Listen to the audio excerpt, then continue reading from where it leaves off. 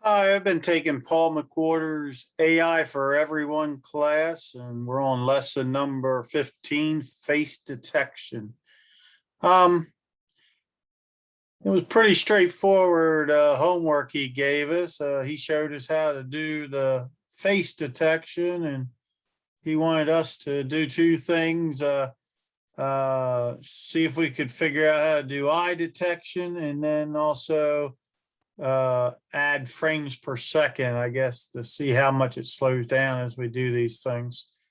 So I got through the homework in short order and figure I'll go show you what I got. So basically,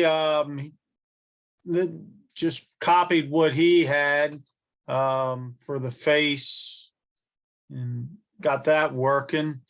And then I had to go back to lesson 8 homework to figure out, for a refresher on how to do the frames per second, but I had to code back, save back there, so it wasn't too bad. We've got import time, and then we get a start time, even though it says T last, get an initial time, I guess is what you would call it.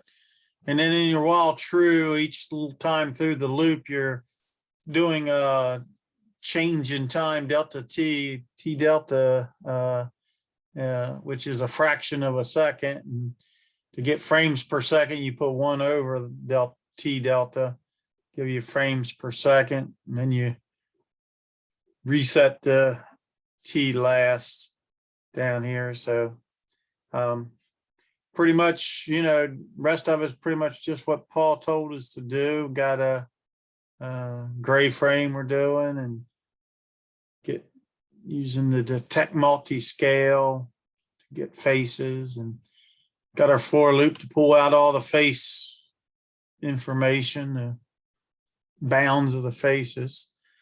And then, yeah, we putting the frames per second text down here right before we show it. So pretty good. You see, I went ahead and finished the rest of the homework and got the eyes going. I might as well talk about that now. So I figured there must have, if he wanted us to do eyes, there must be a cascade classifier for eyes, and sure was in that directory that he was showing us. So I got that out. And I pulled that out, and then instead of doing, just pretty much copied and changed up to what we're doing here. So just did a eyes, we call it eyes get up here. So we're just getting the eyes out, and then we're doing the same loop for eyes and pulling them out.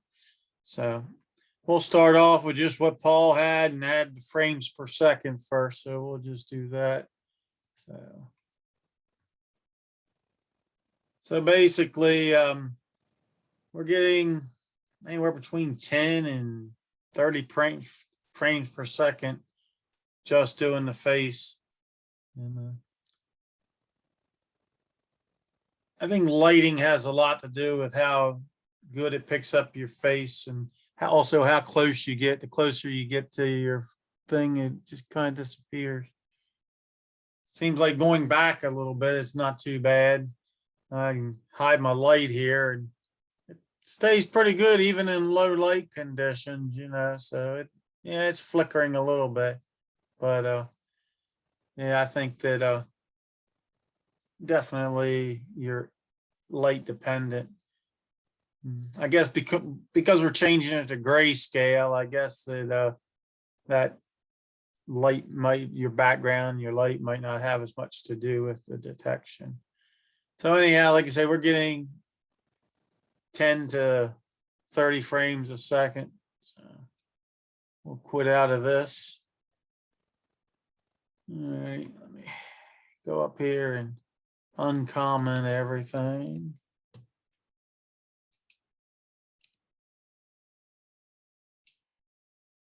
Kind of cool that this lets you uncomment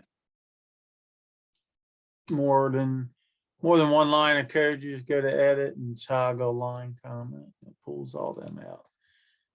I saw Paul doing it and I said, how does he do that? So I had to figure it out. But yeah, that's kind of cool. So now, like I said, we got the eyes should be pretty much the same. And I didn't notice a whole lot of difference in the frames per second when I did it earlier, but we'll go ahead and try it.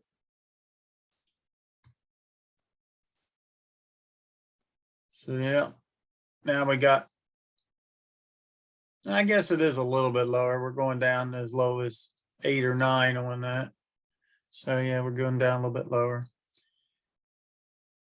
Yeah, got the eyes, like you say, once you turn out from face frame, the one that's out of that you don't see a whole thing. Same way with it doesn't pick up closed eyes either. So has to be open eyes to see it. The more open, I guess, the better. I like to close my eyes a lot, so it wouldn't pick up mine very well.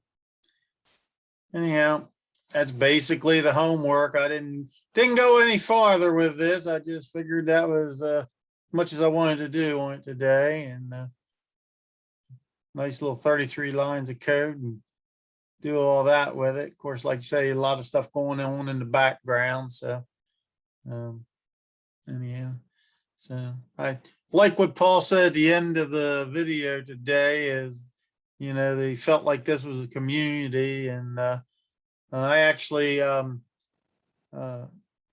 recorded an About Me video. I'll leave a link in the description. I hope others do the same. You know, it's kind of, if we're a community, we ought to know a little bit more about each other than our code. So no personal information if you don't want to, but you know, a little bit about your background and how you got to where you are today would be great. Anyhow, thanks, Paul, for all you do, and hope to keep continuing these lessons.